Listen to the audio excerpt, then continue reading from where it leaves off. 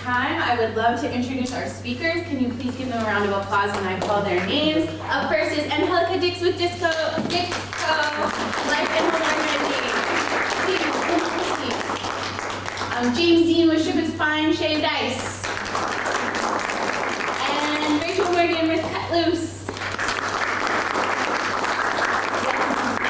We'll say in order so people can associate your photo with it.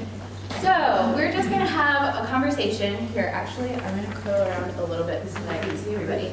We're just gonna have a conversation about your business and also your experience. So everybody that's sitting up here right now has presented at a 1 Million Cups event. So they've been here, they've stood up here, they've been nervous about it, they've come through the other side. So we're gonna talk a little bit about it. And Helga, I'm gonna start with you. Just tell us your story. What's your business story? What are you here for? Well, I came as an entrepreneur. I'm the owner of Dixco Life and Home Organizing.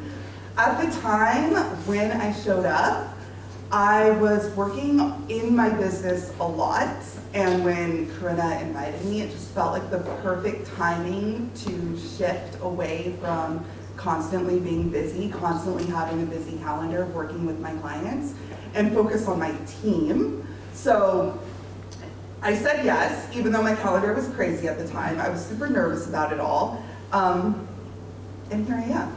I did it. Yeah. It shifted my perspective. Yeah. And I came away with a lot of great ideas. Okay, I'm gonna ask you about that in a minute. Okay. I'm gonna go to James. James, tell us your story. I'll kind of piggyback on that too. I started out with an idea of getting people back in the community during the pandemic. Wanted to give people an easy opportunity to get back out and mingle with their community, and I thought Shave Ice was going to be that idea. And I mean, it was a brand new idea, so when I walked through the doors, 1 Million Cups really helped me focus my business as to what I wanted to do and answer a lot of questions, and even, you know, presented new ideas to me, and it introduced me to a lot of people, and it just helped me, I don't know, achieve my goals each and every day. So. I love it. And Rachel, what's your story? I'm a hairdresser. I've been working in this area for over 20 years, and I have a lot of friends that skateboard, and it's becoming really popular right now. And I want to open a business, not just a salon, because those are everywhere. So I thought a skate shop salon would be cool, because they can promote each other, and it'll be like, I know it'll be good money, because there's no competition for it anywhere around here. There's no skate shops anywhere between Austin and San Antonio. There's skate parks everywhere. And I don't know, I don't want to do hair standing on my feet 10 hours a day for the rest of my life. I want to do something bigger. I love that. Thank you for sharing. So one of the parts of presenting at 1 Million Cups is that there's coaching associated with it. But I think before you get to that part, there are a lot of thoughts and feelings. I would love to hear from each of you, what was your perception of presenting before you presented? Like, what was going through your head? What did you think it was going to be like? And then we'll talk later about what actually happened. So I'm going to mix it up with James first. You know, I had no idea what to expect coming into this, and the first time I attended a 1 Million Cups meeting, I became super motivated. Like, I saw how everyone interacted with each other, how everyone was willing to step in and really help you out, and hey, I know this person or that person, and so after that meeting, I mean, I didn't even have, like I said, I just had an idea in my head, and after the meeting, I was like, okay, I'll be a presenter, and it was wild. It was a fast ride, and it was fun, and I mean, I had so many of my questions answered, and it even brought up new ones. But I was within the community, I was able to answer all those questions. So, and I'm still just chugging along. You know, like I'm back up here again. So super exciting. So obviously we didn't scare you off. No, not at all. Yeah, it was great. Everyone I met helped. Just the whole organization itself was just, it's a big motivator is what it is. And they help you accomplish your goals. And I mean, like I said, I am doing something simple as shaved ice, and it has really allowed me to have a platform that I never thought I would have within my community. And thank you guys. Thank you.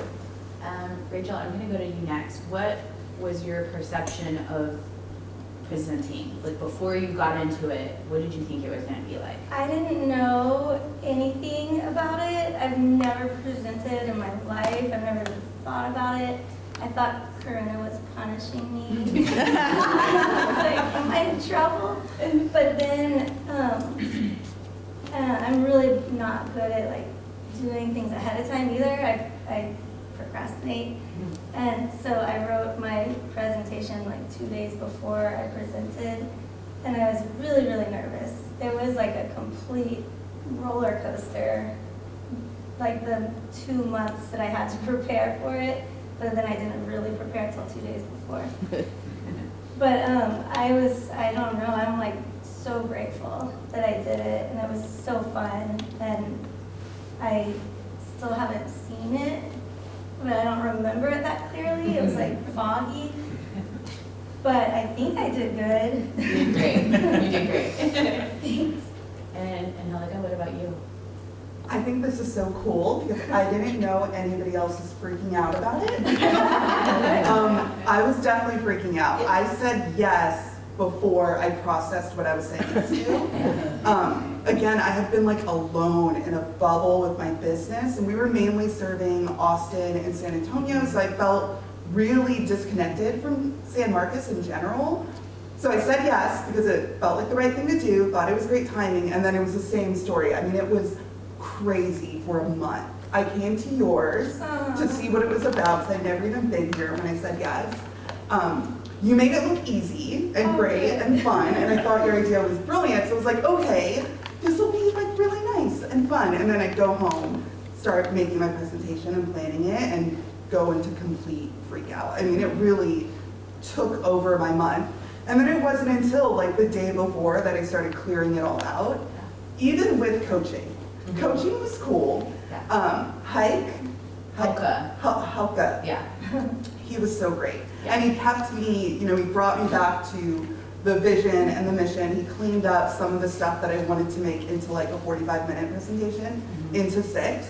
So that was great to have that help. But I will say, like, I was still in total panic, and I changed everything that we had talked about, like, the night before. And I would even say, like, getting on, we had a podium, and it was, like, so much. It was the first time we were in the library.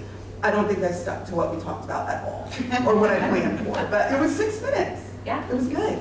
Yeah. So it worked. Sensing some themes here. Yeah, total panic.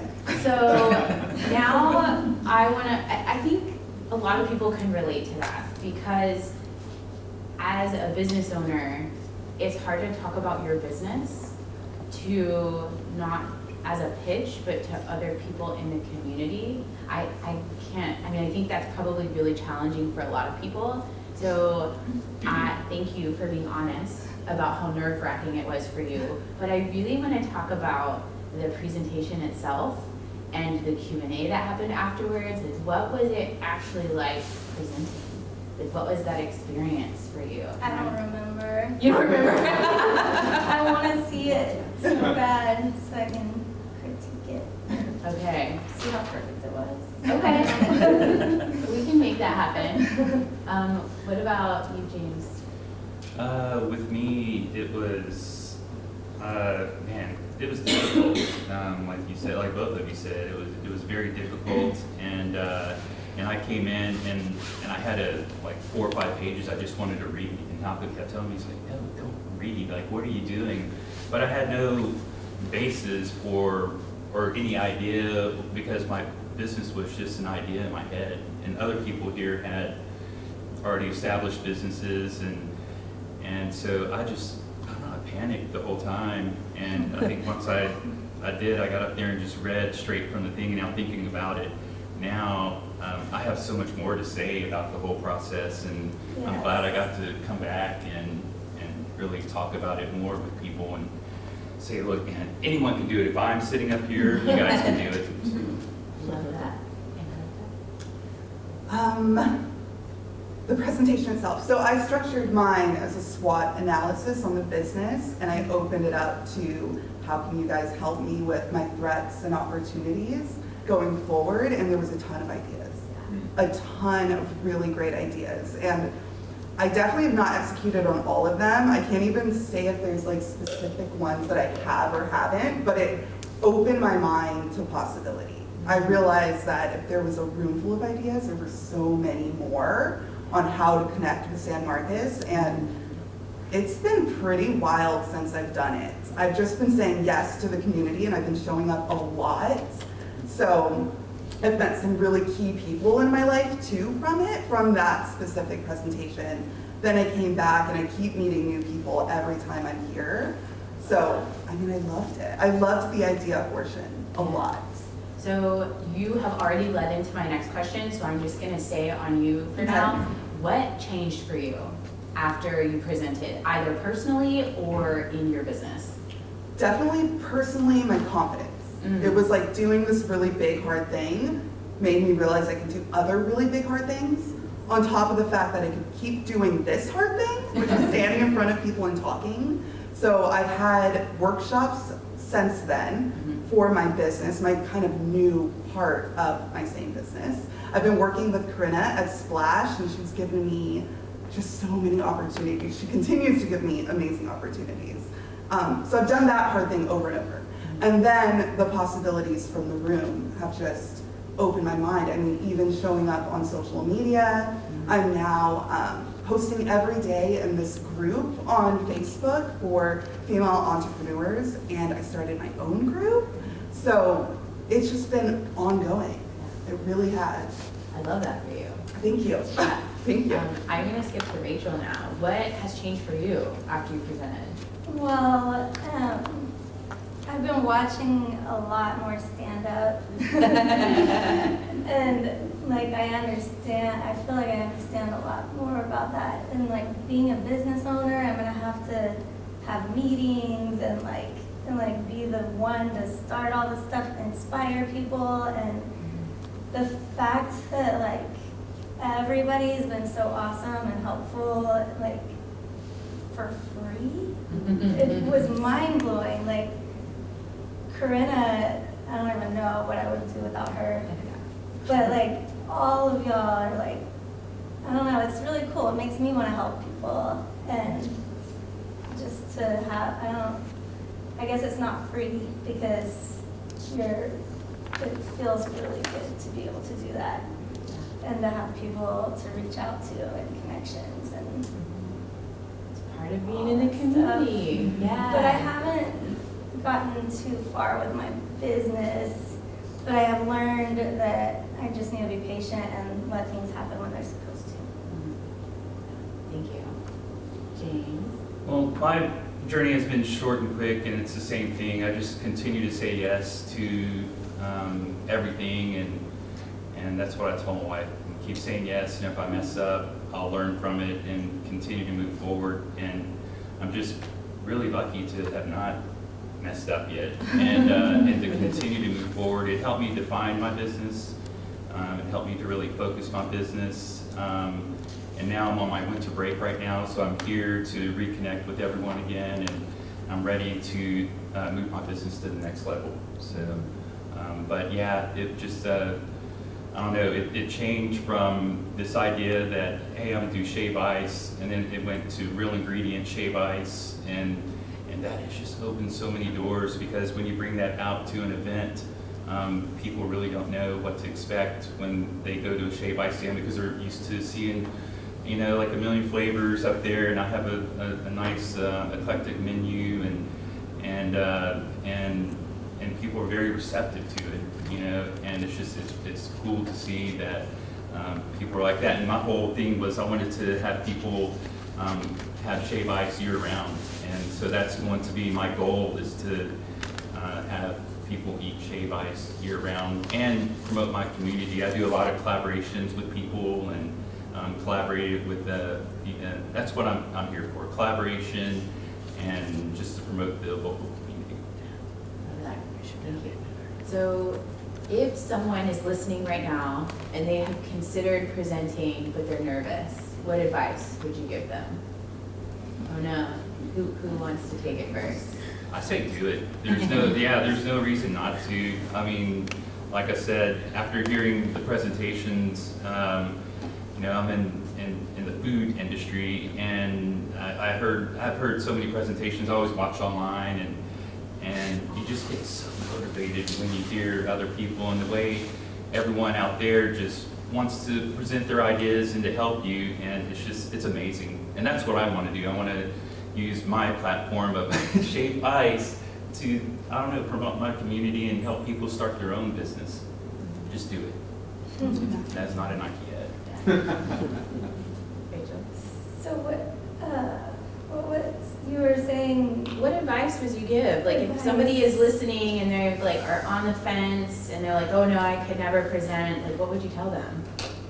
I don't even know. Definitely do it and find the right person to walk you through it.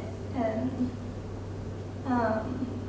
it's like therapy. You go to a therapist and people expect it to like change and fix you right away, but sometimes you have to go through a few different therapists to find the right one. After talking to Corinna every single time, I feel like I went through like an amazing therapy session. Business therapy.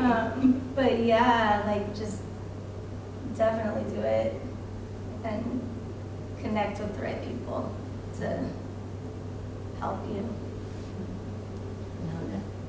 I definitely say do it.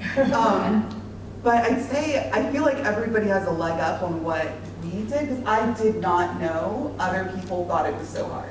I remember being home thinking, I don't think what is wrong with me? Like, why is this so hard? Shouldn't this be really easy? I guess this is what people have been doing the whole time, and I never knew that. So I think knowing that you're not alone if it does feel that hard, and maybe for you it's not. Like I'm looking at Sunday in the room thinking, oh, she does this all the time. Like she can probably totally do this without all the drama. So do it. Yeah. Some people do it all the time. It blows my mind. Yeah. I'm like, how do they do that all the time? But I do want to keep doing it. It's like the first time you go on a roller coaster ride or something like that. You're so scared, but then you want to do it over and over and over again. So are there any questions that I haven't asked you that is something you'd like to share with the audience?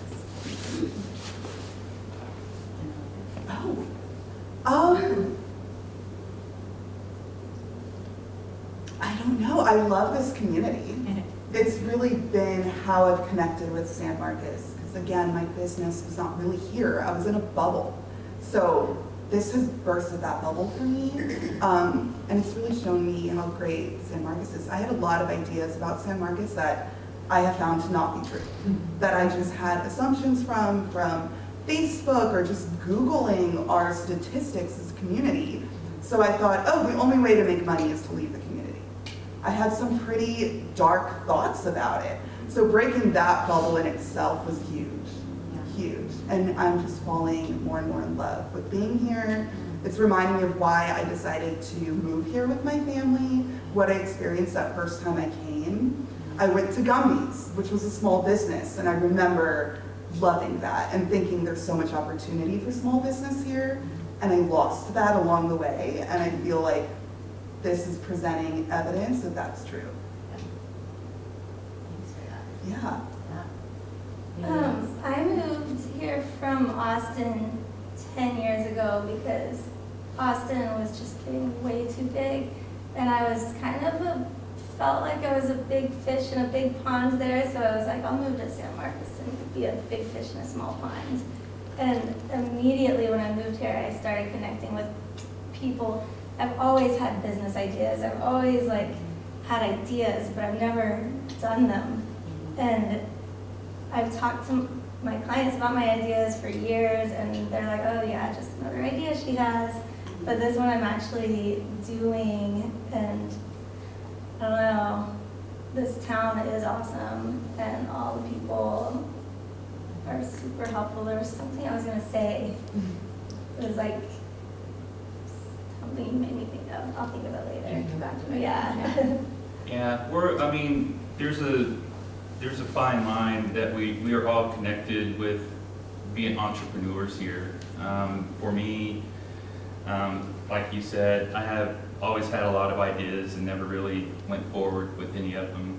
Never had any follow through, but you know, coming here and connecting with everyone, even, you know, I had a business plan and I thought, hey, this is the way it has to be.